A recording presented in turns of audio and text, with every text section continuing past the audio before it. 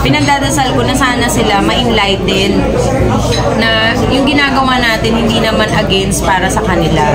Kung hindi, nandun tayo sa gusto lang natin silang sana matulungan.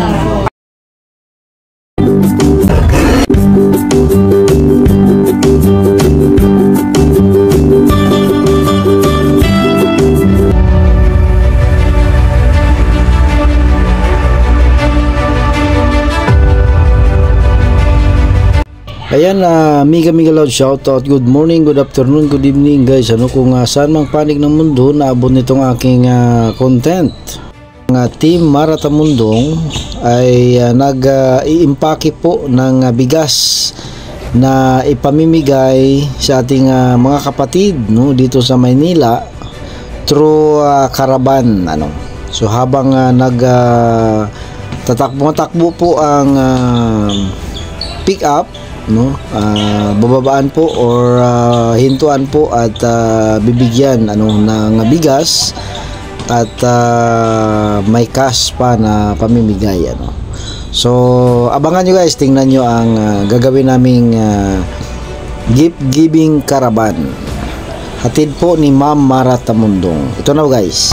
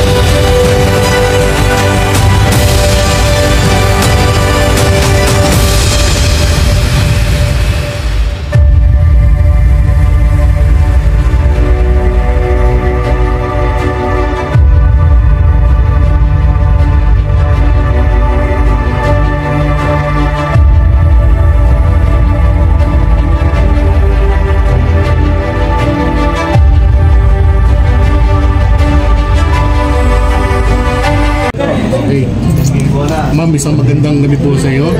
Kamusta po kayo ngayon, ma'am, after this coming from election? Okay, anyway, kaya kinakabahan ako.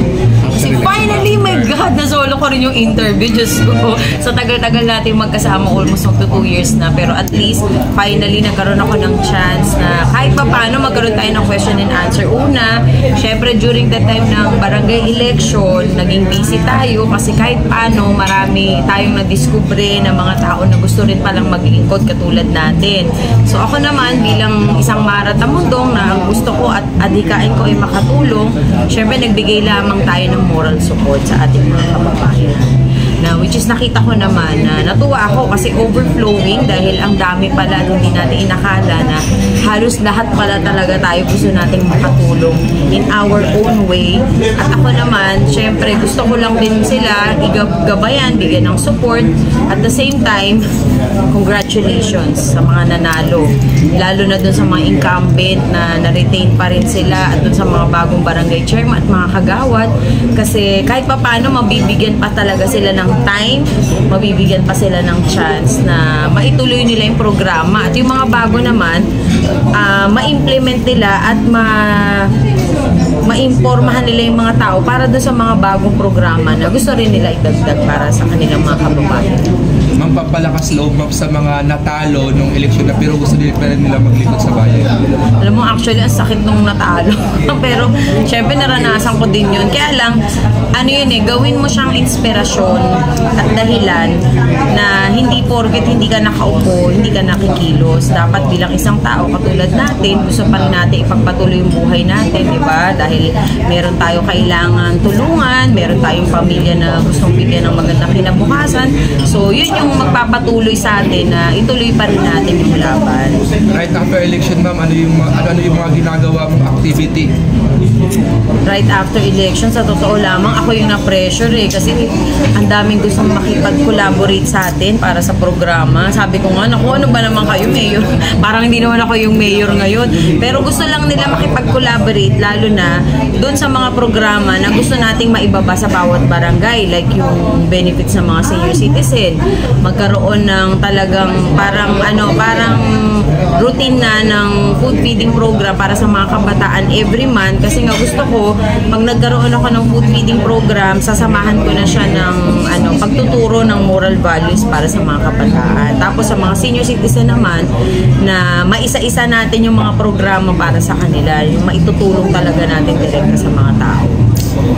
Kumusta yung activity ngayong araw? Dahil halos araw-araw yung activity mo, Miss Martha. Kumusta po yung mga activity ngayong araw?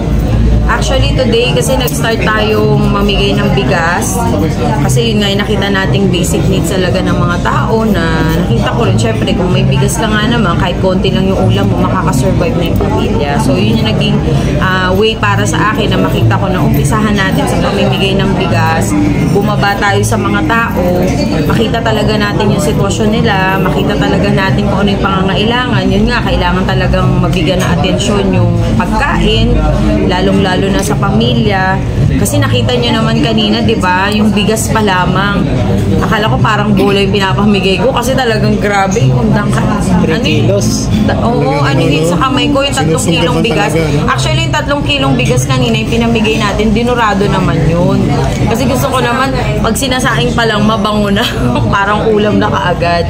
Hindi ba yun yung mga issue na sinasabi, baka yung mga katulad yan, mabuti binanggit mo yung magandang issue ng mga bigas dahil mostly na-issue yung mga binibigay daw ng mga katulad ninyo is mostly NFA or hindi makain daw. So,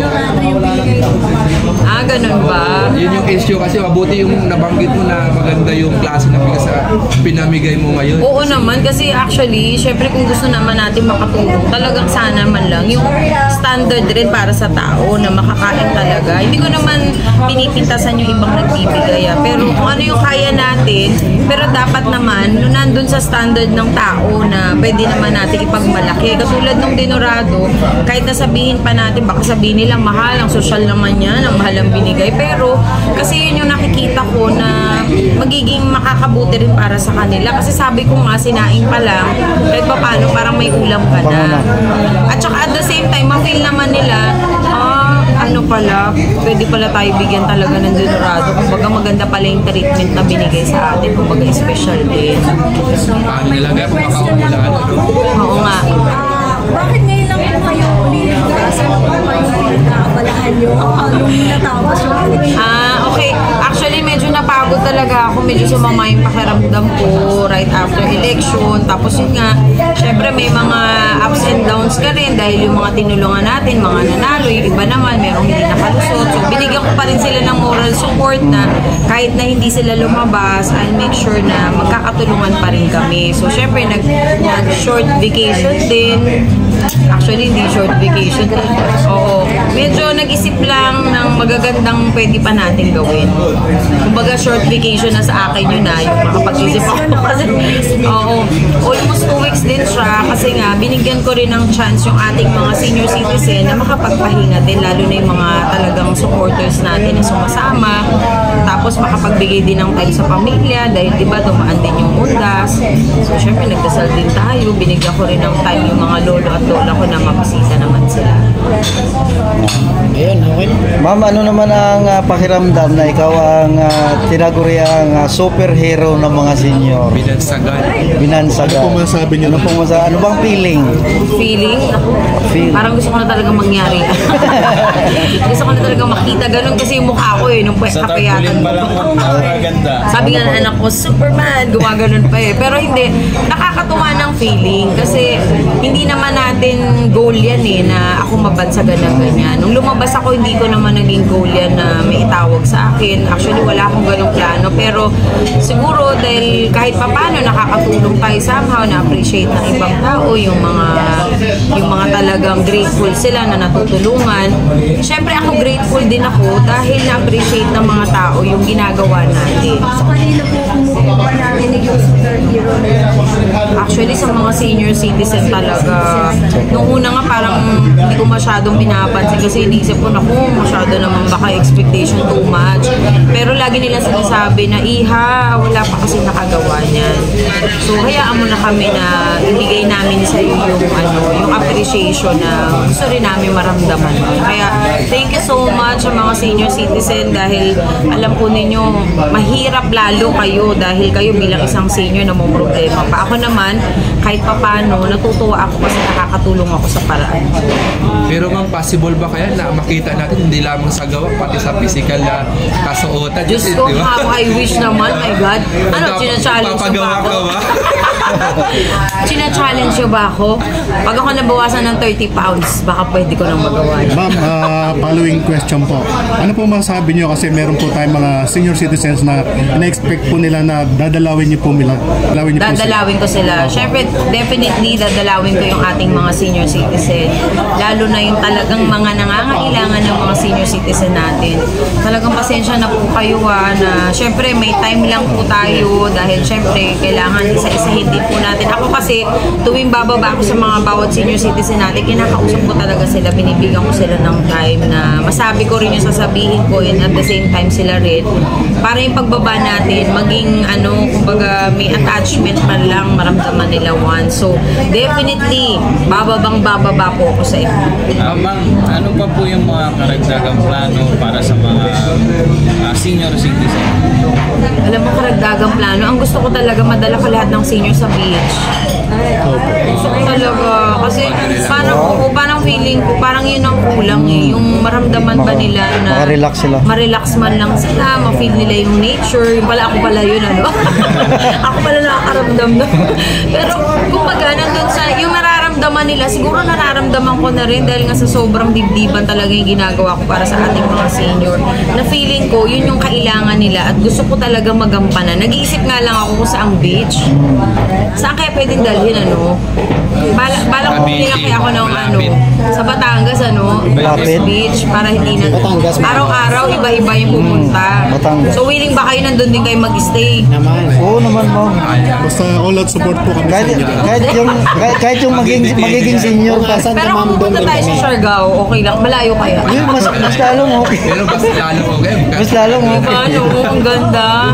Pero definitely talaga, balak ko pumunta tayo ng Kasi ma'am, may mga senior citizen tayo na hindi na kaya bumiyahe ng mahabang oras eh. O, dali na natin yung beach sa kanila. May Dolomite na. Sa Dolomite, pwede ba mag-swimming dyan? Alam ko pagka nag-swimming ka dyan, mangingitim tayo. Bawal pa kayo eh. Bawal pa. Pero ma'am, balik tayo ma'am. Kanina, during namahagi kayo ng bigas at amount para sa ating mga kabayan, napadaan tayo doon sa, naalala mo yung binigyan nyo ng wheelchair. Yes, doon sa may Alejo Aquino. Oo na, ngayon talagang pumalang na. Possible ba na bumisita ka ngayon sa kanila? Alam mo, actually, after natin ito, bala ko dumaan kasi nadaanan na natin siya, nakakaya naman, diba? Nung nakita ko, sabi ko, oh my God, ito yung bahay nung binigyan natin. Nandun nga yung anak. Oo, tapos yung anak, di ba pinihinto niya yung sidecar, nakasakay siya. Sinabi niya, namatay na si mama. Siyempre naman, nasyak ako dahil nasa pick-up ako, di ba? Habang umahangin-hangin pang ganyan. Nagulat ako, sabi ko, kawawa naman. Pero at least, siguro kahit pa paano, naalala niya rin kayo. Siyempre nalulungkot ako, pero at least, di ba? Yung pagtulong natin, exactly dun sa time na talagang kailangan niya. Ma'am, ano po yung pakiramdam kanina na sinasalubong po kayo ng maraming mga kababayan natin sa District 5? Alam mo, sa totoo lang, every time na bumababa ako sa bawat barangay, tapos maraming taong sumasalubong, hindi ko siya tinitake as parang sikat na ako, uy, kilala na ako, o parang pabida, hindi ganon.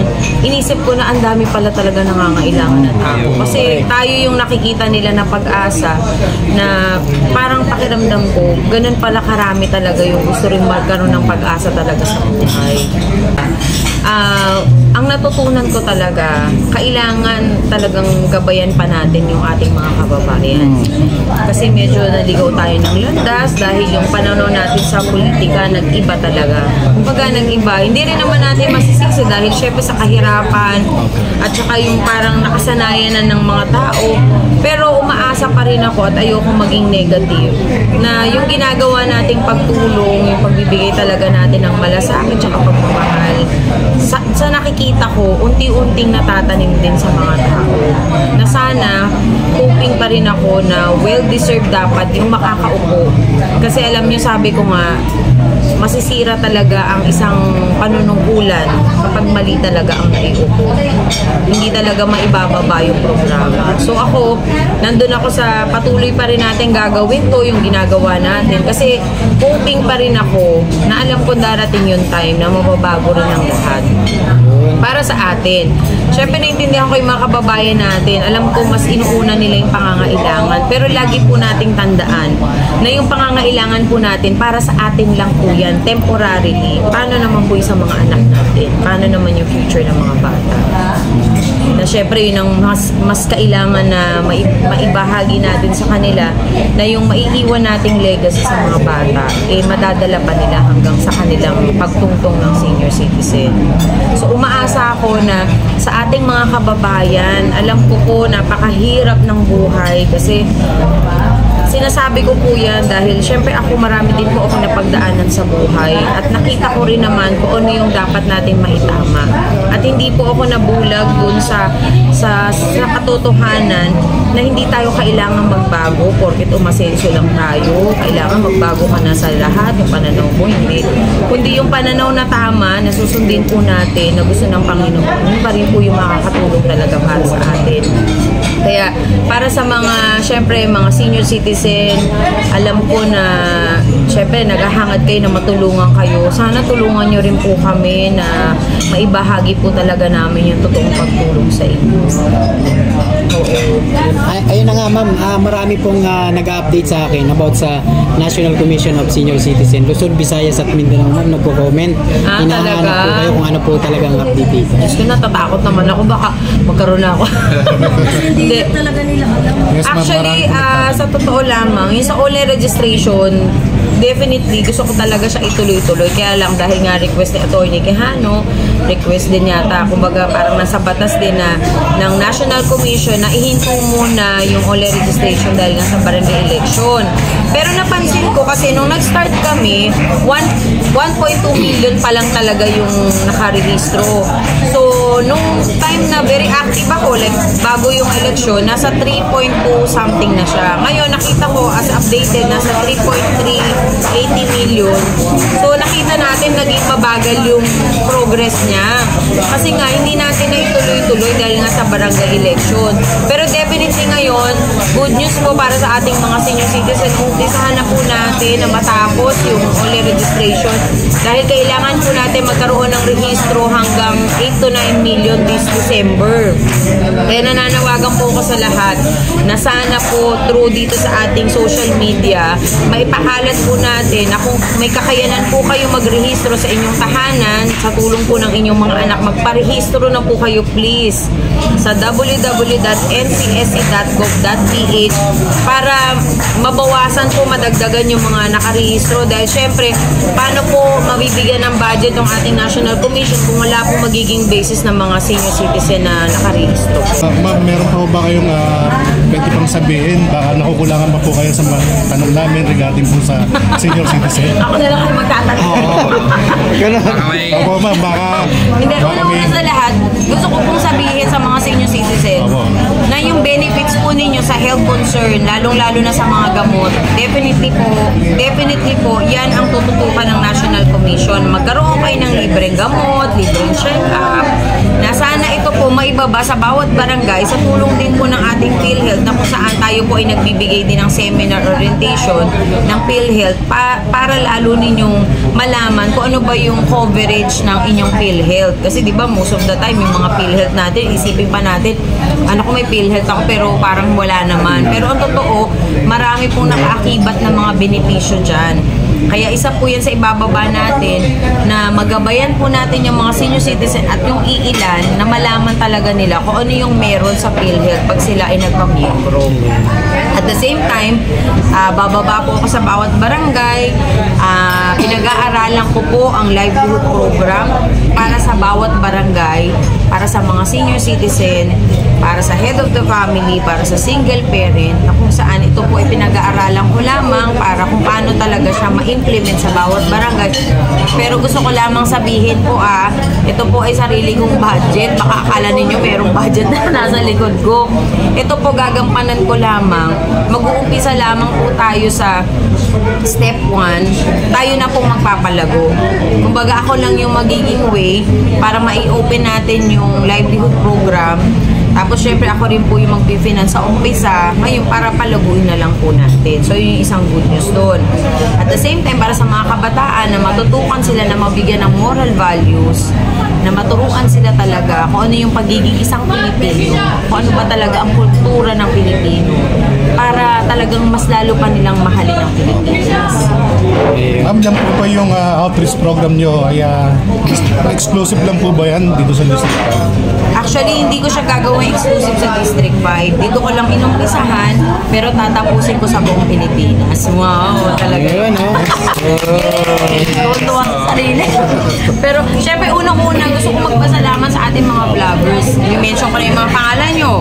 So, tutukan nyo si Rover Adventure Vlogs, si Papa Vin TV, si Black FPH, si Romeo Talk TV, si Annie Sipcon, at Alvin TV. Alvin TV. O, di ba? Puro TV and Mana TV. Susunod na sana tulungan nyo rin tayo, lahat magtulungan tayo na maipromote natin yung online registration, yung PhilHealth seminar at lahat ng livelihood program na ibababa ko sa bawat barangay. And hoping na tayo ay magpatuloy-tuloy pa. Huwag nyo muna po akong tanungin tungkol sa pagtakbo. Unahin po muna natin yung mga kailangan nating ayusin na sitwasyon natin dahil ang bansa po natin ay nangangailangan talaga ng pagtutulungan sa ngayon at lalong-lalo na yung pagdarasal na tayo po ay malagpasan natin ang lahat ng pagdadaanan po natin ngayon. Yeah, thank you so much. Yes, may question pa kayo?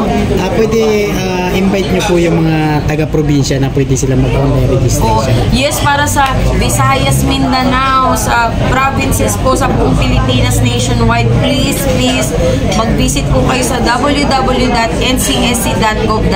para kayo po ay magparehistro online. Napakadali lang po. Lahat ng question, very easy. Pwede po kayo magpatulong sa inyong anak. Lahat po yun isasubmit through online. Tapos na po kayo. Kumbaga nandun sa hihintayin nyo na lang yung benepisyo na ibababa ng ating gobyerno. At tulungan po natin si Atty. Franklin M. Quijano, ang National Commission of Senior Citizen, na kung saan ito po ay tahanan nyo na. At magiging tahanan nating lahat pag tumutong tayo na 60 years old. Na magampanan natin ito para magkaroon na talaga tayo ng totoong benepisyo para sa ating lahat. Man, yung regular program nyo every Saturday? Yes, meron ako regular program every Saturday sa Media House Express, mabilis na tulong, malasakit sa tao, 1 to 2 p.m. by Marata Mundo. Na kung saan 3 times yata ako hindi nakapag-live kasi sa sobrang busy during the time ng barangay election, after election, at ngayon dahil nagkaroon ako ng konting karamdaman. Ma'am, pwede rin po kayong sundan sa Maras Tamundong Supporters? Oo, Marata Mundong Supporters sa Facebook tsaka Instagram po. Kasi ang kapatid ko nag-aasikaso, sorry pero lahat po doon, updated yung mga activities ko, makikita po ninyo. At syempre sa inyong mga vlogs, di ba? So kulang na sumama kayo sa akin, 24-hour vlogs. Sa akin, 24-hour vlogs, di ba? Tapos iba-vlog ko rin kayo para meron din kayo remembrance. Pwede ba yun? Pwede, ma'am. Pagpunta ako ng Siargao, sasama ko kayo. Okay ba sa inyo? Sure. Oo naman. Actually, meron na ako nakabook na. Joke. Hindi, pero gusto ko talaga mag-Siargao tayo para mas tayo, magkaroon tayo ng time para mag-vlog. Wow. Para mag-vlog talaga. Yeah, abangan namin yan. Team Pag building matuloy na na tayo, rin. ma'am, magbibigay kami ni Black. Uy! Baka ayaw mo. Ayun, sila nagsabi niya, ma'am. Oo, pero syempre magsasama tayo ng ibang seniors. Para kahit pa paano, di ba? Ma-enjoy din nila yung beach. And at the same time, yun na nga, gusto ko magkaroon tayo ng intimate na moment sa ating mga senior citizen. Huwag naman yung kung kailang may sakit sa tayo magkakaroon ng intimate moment. Gusto ko naman yung habang malakas pa sila, di ba? And ako sa totoo lang, kung iisipin ko, actually ang pag-isip ako for the rest ng 1 week, iniisip ko, pag nasa bahay kasi ako, blanco yung isip ko. Pinag-aralan ko talaga yun kasi parang nga daw ako mas stress. So nanonood ako ng mga movies. Lahat na napapanood kong movies tungkol sa gera, talagang nagkakataon, hindi ko alam kung bakit paglipat ko, gera na naman. Pag ano ko, gera na naman, kahit sa YouTube, gera. Oh my God, gera na to, kaya dapat mag-enjoy na tayo at saka tulungan talaga natin yung kapwa natin. Tsaka magdasal na rin tayo. Diba? Na huwag naman matuloy yung mga threat na baka magkaroon tayo ng problema. Huwag naman. Kasi dapat mahalin natin isa't isa. Wala namang magmamahala kundi tayo lang eh. Siyempre sa mga kasamahan natin ng mga senior citizen, nakita nyo naman, very active sila, diba? Kumbaga talagang age is just a number. Kasi sila napaka-active nila. So think nakakasabay sila sa atin ha. Isipin mo naman, maaga nagigising, late makaka-uwi. Pero unang-una sa lahat, siyempre nananawagan ako sa ating mahal na Pangulong Bongbong Marcos. Na gusto ko lang malaman po ninyo na sana po makita ninyo yung ating ginagawa.